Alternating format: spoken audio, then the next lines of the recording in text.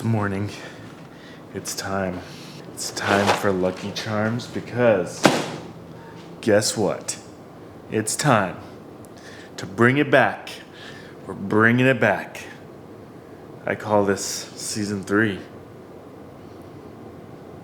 It's Coffee with David. Nope.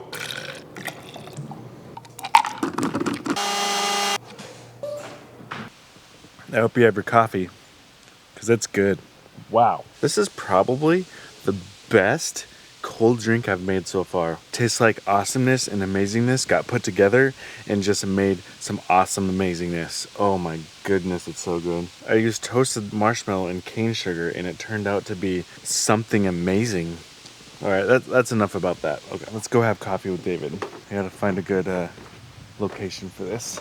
For today, I haven't done coffee with David in so long that I just have to make sure I'm in the right spot, you know? It has been a long time since we've done a coffee with David, and I apologize. I'm pretty sure it's been a year since I did my last one. I did have this series going of coffee with David in the last house. After we moved, I just haven't built the same setup, you know? So I hope you have your drinks. I hope you have your coffee. I hope you have your tea. Even your water. Maybe even a soda, because we got some things to talk about. First thing I want to talk about is school. We actually got a school email today. All the new information showed up on this email about the new school year. All the good stuff, all the dates. Specific thing I want to talk about with school, upcoming school, PTO meetings. Ooh, I don't know. I feel like PTO meetings is almost like a club. That's just how I feel about it personally. I know that's not like a club. So let me tell you a little story. Years ago when Braylee went to her old school district, David, decided, hey, Braylee was just getting into public school here in Minnesota, as in kindergarten public school, not preschool. I took myself to a PTO meeting. Look at that. I had no clue what to expect. I've never been to one of those before. And I just imagine what I see on TV, you know, just people sit in a circle, talk about the future plans for school, address concerns, plan for things, upcoming events and stuff. I don't know. And maybe even some financial planning or ideas, throwing out ideas. I went with the purpose of, my kid has autism. I want to make sure that I'm involved and an autism parent is there, you know, the voice of an autism parent. I know it's not great to assume things, but I assume that autism parents are really busy and don't necessarily have the time to get to a PTO meeting or the resources to get to a PTO meeting. And if you do, I applaud you. So I went to a PTO meeting. If you're wondering what PTO stands for,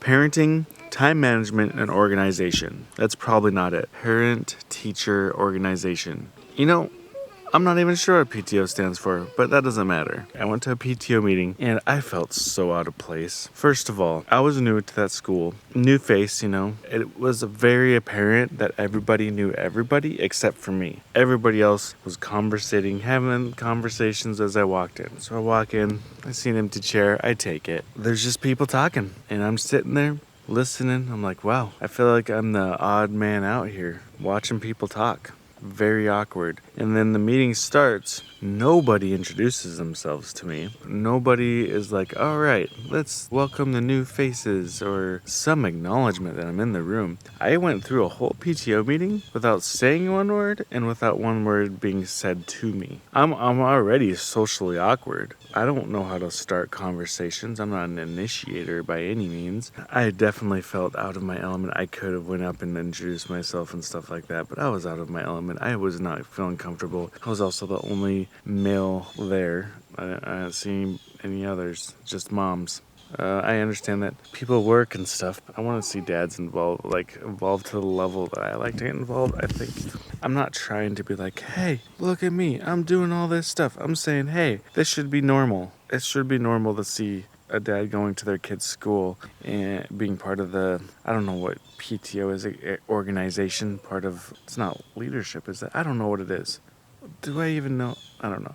Either way, very rough PTO experience. I mean, not rough. It's not like I got beat up or something, but I did not feel comfortable. I didn't feel welcome, and so I didn't go back. Stacy stayed home with Braylee that day. Turns out we took out Braylee anyway out of that school district, so it's tough, like going and then feeling like, wow, you're an outsider, you know, you don't belong here. That's how I felt. I'm sure that's not what they're actually thinking. I'm sure that, I mean, they could have. But I don't think so. I just think that I'm awkward, and it was just not the greatest experience, and that's okay. And I cannot believe I already drank all my coffee. Look at all that coffee. Right down the hat. Please tell me one of you have already finished one of your coffees at this point of the video. So I'm out of coffee, so what do? What do I do? Go on to the next topic of conversation with this Coffee with David. Imagine I still have coffee. Pretty sure that's a bug. Not doing that. Okay. So I'm going to talk a little bit quieter for this conversation because we're getting to the serious stuff now. I don't want Braylee to hear this conversation. In fact, I'm going to put an expiration date on this video. I'm not going to leave it active, because this is a conversation I never want Braylee to have to hear. I would rather have me explain things face to face and not learn my feelings and emotions and thing over a screen when she can see my face right here, right now, you know. It's a heavy subject. What am I about to talk about? None of it's her fault. I never ever want her to feel bad for what happened. So let me set up last night for you. Braylee did not sleep for a very long time. 4 a.m. and we were getting close to 9 p.m., 10 p.m. and she was still not going to sleep. 4 a.m. to 10 p.m. When she gets overtired, her sensory regulation goes downhill. People and with tired moods, it makes it really tough, you know. Braylee ended up having a meltdown. It was a big one. It was a tough one. One of those self-injurious type of meltdowns, and I had to get in the way. As I talk about what happened, remember that my train of thought is I'm not the one going through the meltdown, Braylee is. And so whatever happens to me, it doesn't compare to what she has to go through during a meltdown. I had to get in the way of her hurting herself. She was doing a lot of hitting and scratching. So what I do is get in the middle. I get in between her and her arms, if that makes sense. I ended up getting some damage on the back of my neck and pretty good punches to the shoulders and the back, but she did avoid my head today, which is, I'm thankful for that. Like what happened, it was so hard to stay in that mindset of everything's fine, we're gonna be good. In that moment, those thoughts of future creep in, like Braylee's gonna be bigger doing these things. Braylee's gonna be adult size and having these meltdowns. And I had to stop myself. I cannot think about that because I don't know what her future looks like. Future meltdowns might not be violent. I don't know. And so I just had to make sure I reeled it back into the moment, reeled my feelings into the moment. Have to stay present, have to be here for her. Don't let my mind wander. Don't go to worst case scenarios. Stay here. Stay in the now. That's the greatest challenge, staying positive for your kid during a meltdown. I am a part of a lot of social media groups, autism parent groups, disability parent groups, stuff like that. I see the posts.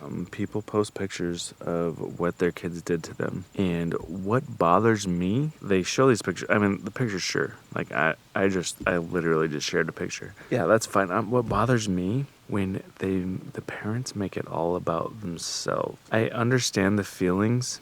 I understand that it's not easy, but we have to remember that the kids are going through the meltdowns. The physical pain that they're causing us, nothing compared to what they go through during those meltdowns. It's got to be one of the toughest things about autism, the violent meltdowns. Because no matter how much you try to avoid them, no matter how much you try to prevent them, they're going to happen. I just hope that, like when they happen for Braylee, that I've given her the tools that she needs. I know we've talked about meltdowns a lot lately, but summer's just, these types of meltdown stuff, it's always summer. Summer is so tough on her. We're in August though, we're in the dog days of summer. Summer just drags. August is, I think, the month that should not exist. We should just, I don't know, make it 11 months and make the months like, I don't know, 37 days, 38 days, and just get rid of August. I don't know. I think it could be a mind thing, right? Get rid of August, just go straight from July into September. Just throw in some extra days every month. I think the yearly calendar needs some adjusting. It needs to catch up to 2022. Anyways, summer's tough, and this is when we experience probably the worst meltdowns is during the summer. It is what it is. Like, okay, so I'm going back 1 second. Going back to when we talk about other parents posting about their kids' meltdowns and the damage that they can be done, like as far as like bruises, punches, scratches, broken bones even.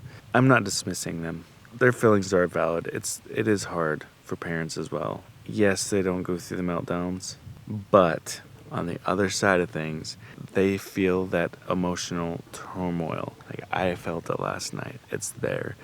The physical pain part of it, not too bad. The emotional pain, knowing that your kid has to go through that's where it gets bad.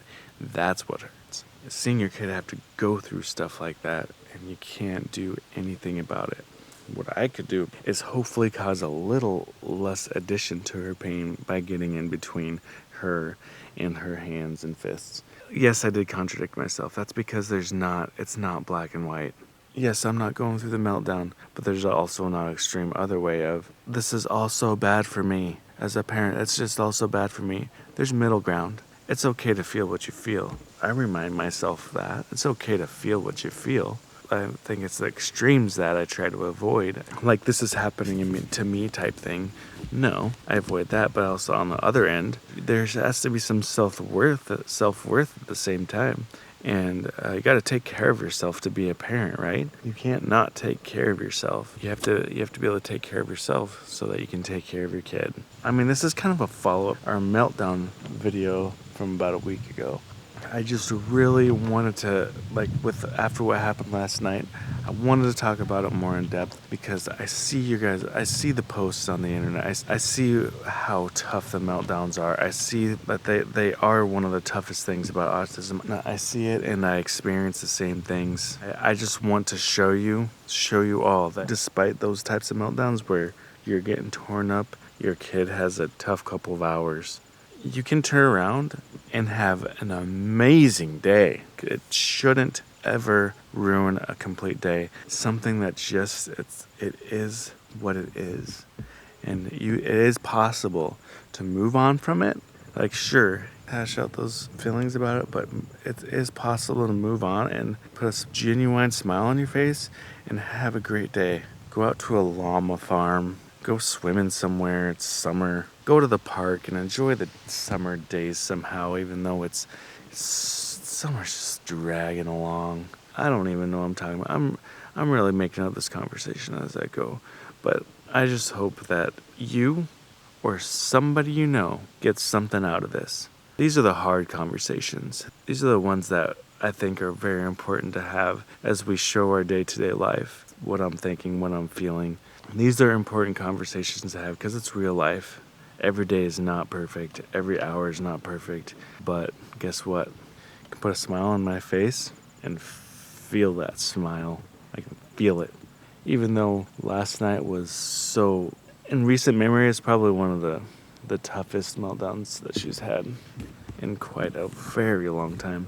Despite that, we'll wake up and have a good day today. We're going to actually go out into the public today. We're going to go do what we were going to do anyway, and we're going to have a good time.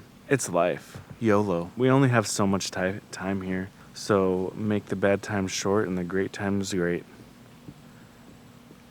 That almost was a great saying. Make the good times, make the bad times short. Keep the bad times short and the great times great. Great times memorable.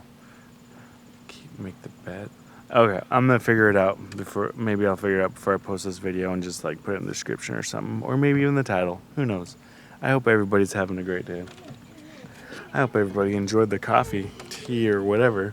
And we will see you on the next Coffee with David. Cheers. See you tomorrow.